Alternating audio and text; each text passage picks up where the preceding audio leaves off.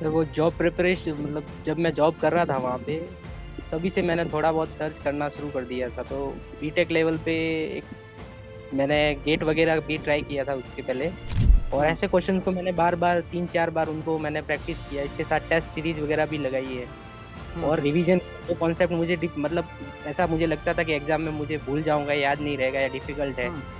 उन कॉन्सेप्ट को मैंने लिख के और उनकी प्रैक्टिस बार बार की सर। सर मेरे पिताजी की डेथ सर 2011 में हो गई थी। ओह तो सॉरी। उसके बाद में जो हमारा पूरा सपोर्ट है, हमारे जो बड़े भाई है, मेरे बड़े भैया अच्छा। जो है, अच्छा। उन्होंने पूरा सपोर्ट किया। हेलो दोस्तों, आज हम जानेंगे जो टॉपर कैसे बनते हैं। एसएससी जेई 2024 में ऑल इंडिया रैंक 15 आपको दिख रहा होगा। सुरेश सुरेश गिरी हमारे साथ हैं और ये आपको बताएंगे इन्होंने इस रैंक को हासिल करने के लिए कितने चीजों का सेक्रीफाइस किया है। और ये सबसे अच्छी बात यह है, इस स्टूडेंट ने केवल डिप्लोमा ही नहीं करा, डिप्लोमा के साथ साथ बीटेक भी करा। और बीटेक के साथ साथ बहुत सारे स्ट्रगल के फेज, जहां पे उन्होंने बहुत सारे लोगों को सामना करा, बहुत सारे उतार चढ़ाव भरा प्रिपरेशन का जर्नी रहा है। और एक शॉकिंग बात आपको यह है, जो इन्होंने 2013 में डिप्लोमा पास किया, इसके बाद इन्होंने 2015 में बीटेक करने गए और 2018 में इन्होंने बीटेक भी कंप्लीट करा और इसके बाद इन्होंने जॉब भी करा है। और जॉब के बाद जॉब छोड़ दिया इन्होंने, इसके बाद इन्होंने प्रिपरेशन स्टार्ट करी और प्रिपरेशन करने के बाद इन्होंने कई सारे एग्जाम भी दिए, बहुत सारे एग्जाम में इनको सफलता नहीं मिली और फाइनली एसएससी जेई 2024 में इन्होंने all India rank 15 yes CPW department लेकर के आपके सामने है। तो welcome Suresh, welcome to engineers Wallah. पूरी टीम की तरफ से आपको लॉट्स ऑफ कांग्रेचुलेशन और आपको फैमिली को भी lots of congratulation. Thank you sir. हाँ, तो थोड़ा अपने बारे में थोड़ा सा ब्रीफ कर दीजिए, फिर अपन लोग जर्नी पे स्विच कर जाएंगे। जी सर, मैं राजस्थान के सर सिरोही जिले से बिलोंग करता हूँ। तो जी। मैंने डिप्लोमा यहाँ के गवर्नमेंट कॉलेज से किया था। उसके बाद में मैंने पास के एक कॉलेज से बीटेक किया है। उसके बाद ओके। में सर 2 साल जॉब की है मैंने पुणे में प्राइवेट कंपनी में। ओके। और कोविड लॉकडाउन के बाद में मैंने गवर्नमेंट एग्जाम की प्रिपरेशन स्टार्ट की। अच्छा। और सर 2022 से मैंने एसएससी जेई का एग्जाम देना शुरू किया है। ओके। और फर्स्ट टाइम में तो सर मेरा क्लियर नहीं हो पाया था किसी वजह से। हम्म। फिर लास्ट ईयर मेरा सर प्री भी क्लियर हुआ था और मेंस भी अच्छे ही मार्क्स आए थे, लेकिन फाइनल मेरिट में नहीं हो पाया। अच्छा, लास्ट ईयर मतलब 2023 वाले एसएससी जेई में। जी सर। ओके। उसके बाद में इस साल मैंने सर फिर से प्रिपरेशन की और अब की बार सर ऑल इंडिया रैंक 15 आई है मेरी। बहुत बहुत बहुत बढ़िया। तो सबसे पहले ये बताइए, जो बच्चे इस इंटरव्यू को देख रहे होंगे ना, बहुत सारे जो आपके कलीग होंगे, बहुत सारे जो आपके जूनियर होंगे ना, वो इस चीज़ों को कनेक्ट कर पा रहे होंगे। जब आपने प्रिपरेशन स्टार्ट करा, जैसे कि आपने बताया, आपने पहले डिप्लोमा करा, डिप्लोमा के बाद फिर आपने बीटेक किया, थोड़ा गैप करने के बाद, क्योंकि आपने जैसा बताया आपका फैमिली सिचुएशन थोड़ा सा सही नहीं था, तो इसके बाद आपने जॉब भी करा। तो इसके दौरान आपका एसएससी जेई का एग्जाम का आइडिया आपको कहाँ से मिला? मतलब पहली बार दिमाग में कब आया जो मुझे एसएससी जेई एग्जाम का तैयारी करना चाहिए? सर वो जॉब प्रिपरेशन मतलब जब मैं जॉब कर रहा था वहाँ पे, तभी से मैंने थोड़ा बहुत सर्च करना शुरू कर दिया था। तो बीटेक लेवल पे एक मैंने गेट वगैरह भी ट्राई किया था उसके पहले। हम्म। तो उसमें मेरा अच्छे से थोड़ा नहीं हो पाया था, एग्जाम थोड़ा ठीक नहीं गया था। बिल्कुल। उसके बाद में मैंने और भी एग्जाम सर्च किए, तो उसमें एसएससी जेई का भी एक एग्जाम होता है बीटेक डिप्लोमा के लिए। ओके। फिर मैंने इसकी प्रिपरेशन सर स्टार्ट की। ओके। तो आपने केवल एसएससी जेई का तैयारी कर रहे थे? एसएससी जेई के अलावा और भी कोई एग्जाम आपने इससे पहले लिखा था क्या? जी सर, जूनियर इंजीनियर के जो भी एग्जाम है, जैसे आरएससीबी जेई का, मैंने राजस्थान के जो एग्जाम है ओके। स्टेट लेवल के, ओके। ओके। वो और एसएससी जेई के एग्जाम और रेलवे का जो अभी चल रहा है वो दिया है मैंने एग्जाम। ओके, आरआरबी जेई का भी आप तैयारी कर रहे हैं? जी सर। ओके। अब ये बात रही, जो आपने जब ये तैयारी का दौर शुरू किया, तो ये इंजिस वाला टीम से आपकी मुलाकात कब हुई और कैसे हुई, इसके बारे में भी थोड़ा बताइएगा। तो सर मैं सीबीटी 1 क्लियर करने के बाद में सर, क्योंकि लास्ट टाइम तो सर किसी को पता नहीं था सीबीटी 2 में क्या आने वाला है, फर्स्ट टाइम बिल्कुल हो रहा बिल्कुल। था।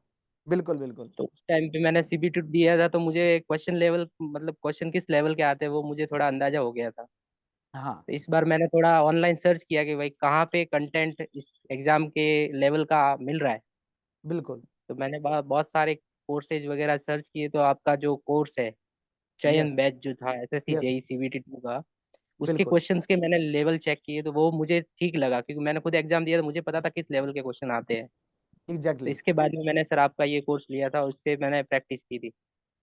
यस। तो ये जो चयन बैच है ना, वो किस तरीके जी से सर। आपको हेल्पफुल है? क्या क्वेश्चन प्रैक्टिस के साथ साथ जो हम लोगों ने प्रैक्टिस टेस्ट वगैरह करवाए, जो प्रैक्टिस क्वेश्चन वगैरह बैच में दिया जाता था, जो फैकल्टी सारे सब्जेक्ट को जो क्वेश्चन प्रैक्टिस के थ्रू बताते थे, थ्रू और द क्वेश्चन प्रैक्टिस आपको बहुत सारे कॉन्सेप्ट भी रिवाइज करवाते थे, ये सारी चीजें जी कितना सर। हेल्पफुल रहा? थोड़ा बच्चों को गाइड कीजिए चयन बैच के बारे में।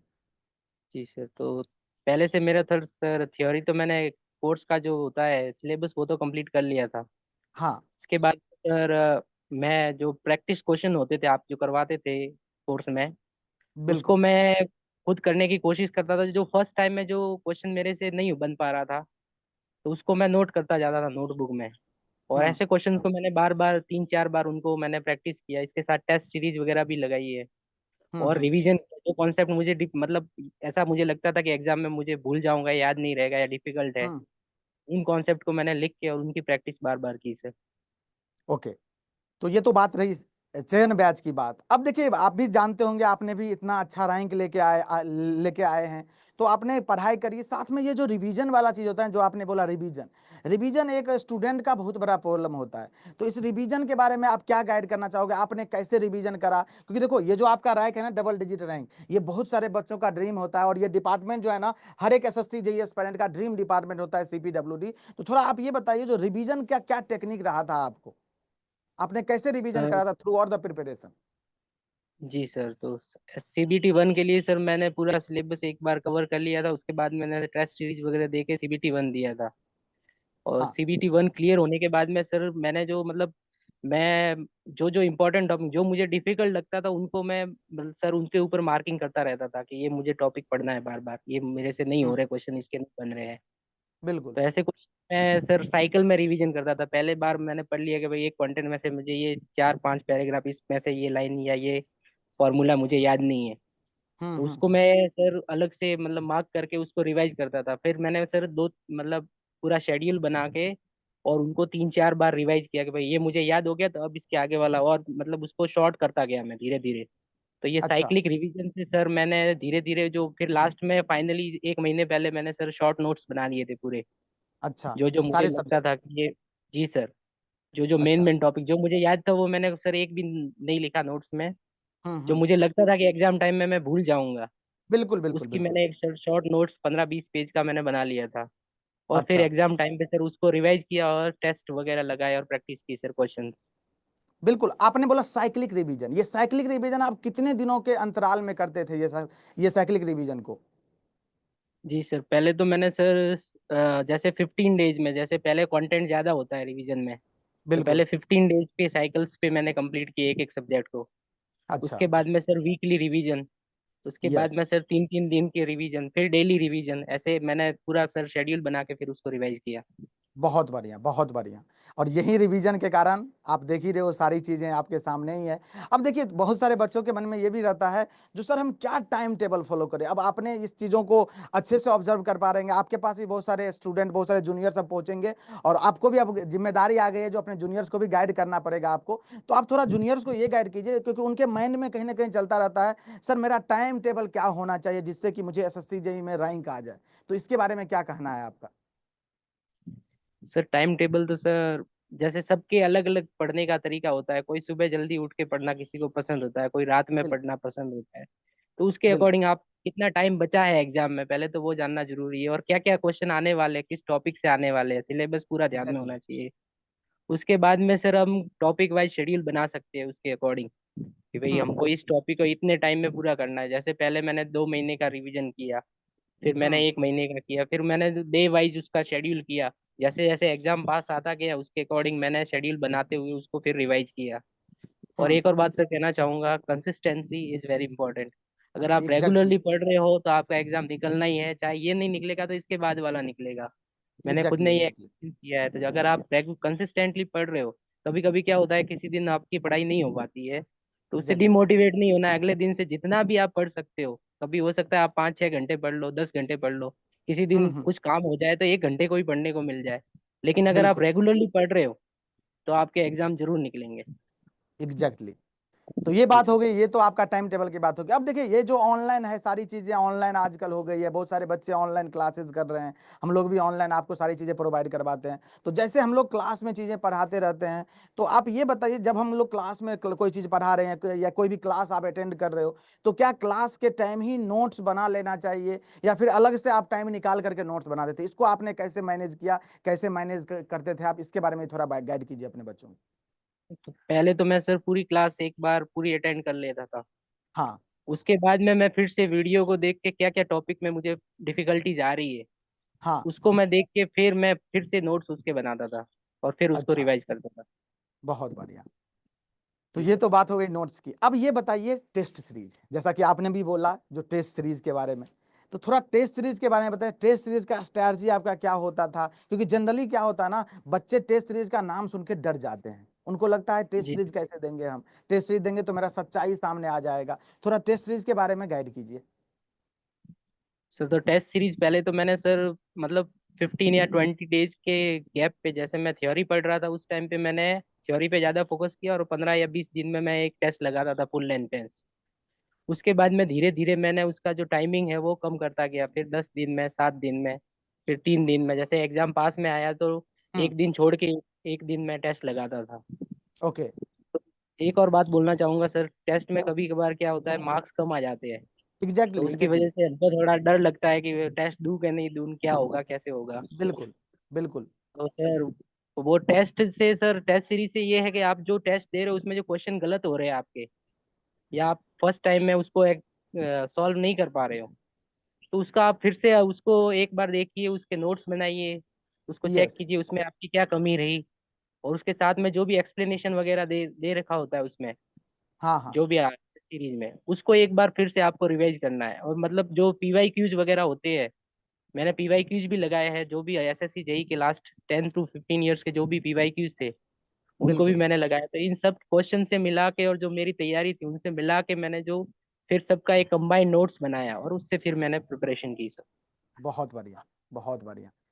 अब ये बताइए, ये तो सारी बातें हुई, अब मैं थोड़ा सा बैक लेके चलूंगा आपको, क्योंकि जब बच्चे एग्जामिनेशन देने जाते हैं, जैसे आपका एसएससी जेई सीबीटी 1 का एग्जामिनेशन हुआ, एसएससी जेई सीबीटी 2 का एग्जामिनेशन हुआ, उस दिन का थोड़ा सा माहौल बताइए। जब आप एग्जामिनेशन हॉल से बाहर निकले थे, जैसे आपने एसएससी सीबीटी 1 दिया होगा, जब एग्जामिनेशन हॉल से बाहर निकल रहे होंगे तो आपके अंदर क्या कॉन्फिडेंस था? फिर आपने एसएससी जेई सीबीटी 2 का जिस दिन एग्जाम दिया था, उस दिन आपके अंदर जब एग्जाम हॉल से बाहर निकले थे, तो आपके अंदर कितना कॉन्फिडेंस है तो मेरा सिलेक्शन हो जाएगा? और सिलेक्शन के साथ साथ इतना अच्छा रैंक, और साथ में आपका फेवरेट डिपार्टमेंट सीपीडब्ल्यूडी, इसके बारे में आपका क्या कहना है, बताइए थोड़ा। जी सर, तो जब हम एग्जाम की सर सीरियसली प्रिपरेशन करते हैं तो उसके साथ में जब मतलब हम क्लोज मार्जिन से कुछ एग्जाम में रह जाता है तो हमें थोड़ा फियर ऑफ फेलियर भी आ जाता है। यस, बिल्कुल, डर तो तो जब भी रहती हम है। कोई एग्जाम या कोई अटेम्प्ट करते हैं तो हमको डर लगता है कि हमारा होगा या नहीं। बिल्कुल। तो वो डर तो हमेशा रहना ही है, उसका कुछ हम नहीं कर सकते। लेकिन आपको एग्जैक्टली प्रोसेस को फॉलो करना है। अगर आपने एग्जैक्टली प्रोसेस ठीक से फॉलो किया है तो उस डर को आप पार पा जाओगे। एग्जैक्टली तो मैंने एग्जैक्टली। जब एग्जाम दिया था मुझे पता था कि मेरे अच्छे मार्क्स तो आ रहे हैं, लेकिन इस टाइम पे इस बार जो था कुछ क्वेश्चन गलत भी दे दिए थे ऐसे, हाँ एग्जैक्टली, 7 8 क्वेश्चन गलत है वजह अपने से एसटी मुझे कट। थोड़ा डाउट था कि कट ऑफ कितनी जाए। हम्म। तो ऐसे तो कॉन्फिडेंस था कि हो जाएगा, लेकिन रैंक इतनी अच्छी आ जाएगी वो मुझे पता नहीं था इसके बारे में। क्या बात है। कितने स्कोर है ओवरऑल, रॉ मार्क्स आपका कितना बन रहा है अभी? जी सर, मेरे सीबीटी 1 में सर 152.8 मार्क्स आए थे सर, ओके।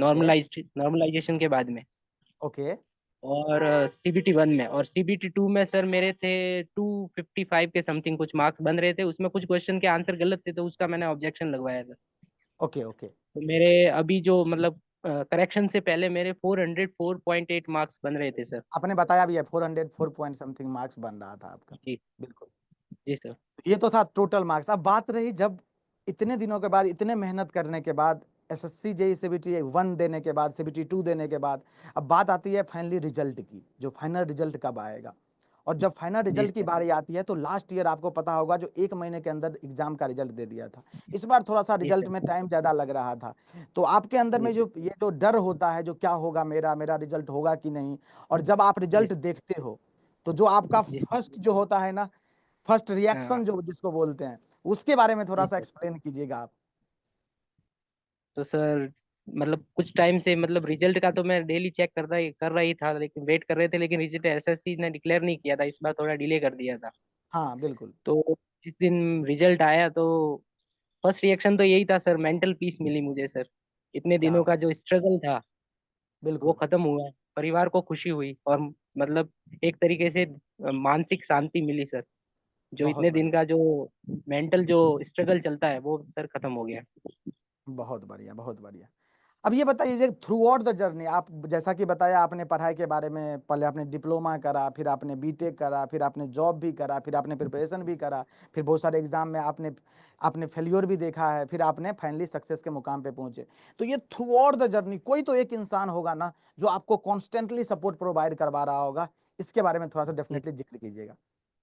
जी सर, तो सर मेरे पिताजी की डेथ सर 2011 में हो गई थी। ओह तो सॉरी। उसके बाद में जो हमारा पूरा सपोर्ट है, हमारे जो बड़े भाई है, मेरे बड़े भैया अच्छा। जो है, अच्छा। उन्होंने पूरा सपोर्ट किया। तो उनके सपोर्ट की वजह से ही सर आज मैं ये कर पाया हूँ, तो उनको भी मैं थैंक्स बोलना चाहूंगा सर। बिल्कुल बिल्कुल। जी सर। तो उनको भी हमारी पूरी टीम की तरफ से कॉन्ग्रेचुलेसन बोलिएगा, भैया को भी जी कॉन्ग्रेचुलेसन बोलिएगा, बाकी पूरे फैमिली को कॉन्ग्रेचुलेसन। तो बहुत अच्छा लगा आपके जर्नी को जान करके, ये सारी चीजें आपने बताया। अब लास्ट मैसेज है, जो लास्ट अपने जो जूनियर्स है जो एसएससी जेई 2025 को टारगेट कर रहे हैं, या बहुत सारे आपके जी कलीग जिनका सिलेक्शन किसी भी कारण से नहीं हो पाया इस बार एसएससी जेई में, उसके लिए आप क्या मैसेज देना चाहेंगे, उसके लिए क्या संदेश देना चाहेंगे, थोड़ा डेफिनेटली बताइएगा।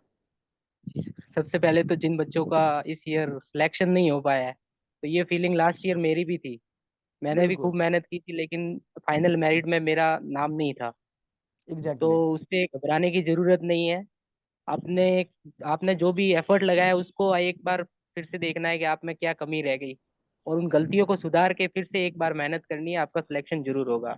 और जो भी नए बिल्कुल। एस्पिरेंट्स जो एग्जाम में अपियर होने वाले हैं, उनके लिए मैं यही कहूंगा कि प्रोसेस को मास्टर कीजिए, रिजल्ट तो अपने आप आ जाएगा। अगर आप एग्जैक्ट। प्रोसेस पूरा फॉलो कर रहे हो तो रिजल्ट आना ही है।